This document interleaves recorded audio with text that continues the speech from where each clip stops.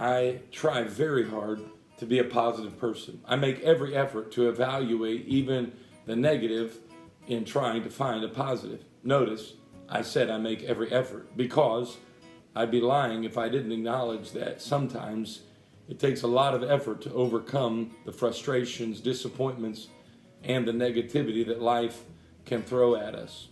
We'll just summarize all of those with the word obstacles. In life, we know there are going to be obstacles to overcome. Murphy's Law tells us so.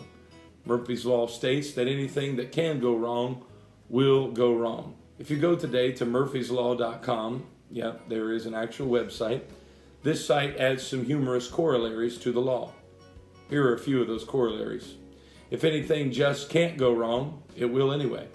Another one, when things are going well, something will go wrong. And then there's the one that states when things just can't get any worse, they will. And my personal favorite, if there is a possibility of several things going wrong, the one that will cause the most damage will be the one to go wrong. Okay, you get the point. How about that for an optimistic outlook? Obstacles will present themselves. No matter how prepared you are, talented you are, prayed up you are going to have to face life's challenges. So let me share with you an inspiring story about facing and overcoming obstacles.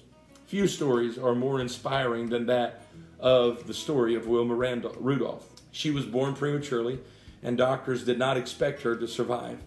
She endured several health-related ailments, but the most severe was a bout with polio that left her left leg crooked and her foot twisted inward, resulting in her having to wear leg braces. Doctors gave little hope she would ever remove the braces. Regardless, she'd tell her mother of her dreams to make a special contribution in life. Her first vivid thought as a 6-year-old was, I'm going to make my place in this world. By age 11, Wilma began to believe that she would take those braces off someday. The doctors were not so sure, but suggested her legs should be exercised. He taught her family how to give Wilma's legs daily exercise, including taking off the braces and massaging her legs. Wilma's idea of exercise, however, was much different from what the doctor said exercise should look like. Because when her parents would leave the house, one of her 21 brothers or sisters would be stationed as a lookout. Every day, she would take the braces off and painfully walk around the house for hours. If anyone came home, the lookout would help her back onto the bed and go through the motions of massaging her legs to justify the braces being off. This exercise continued for about a year, and during her next routine visit to the doctor, Wilma told the doctor, I have something I'd like to share with you. She proceeded to take the braces off and walk around the office to where he was sitting. The doctor inquired, how long have you been doing this? The doctor asked, trying to control his surprise. For the past year, she said, I sometimes take these braces off and walk around the house. The doctor replied, well, since you have been honest and sharing this with me, I'll be honest with you and tell you that sometimes I will let you take them off and walk around the house. Wilma recounts that sometimes was the only permission she would ever need, because Wilma never put the braces on again.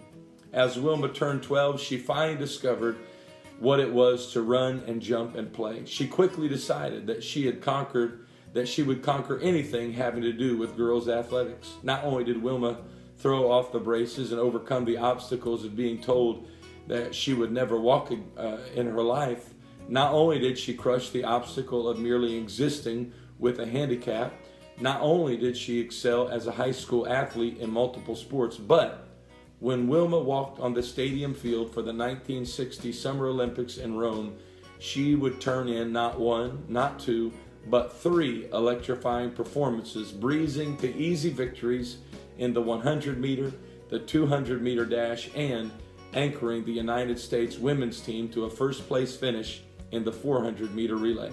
3 gold medals. This disease-riddled child with no hope to even walk, much less run. This polio victim became the first woman in history to ever win 3 gold medals in 1 Olympic Games. And by the way, each of the 3 races was won in world record time.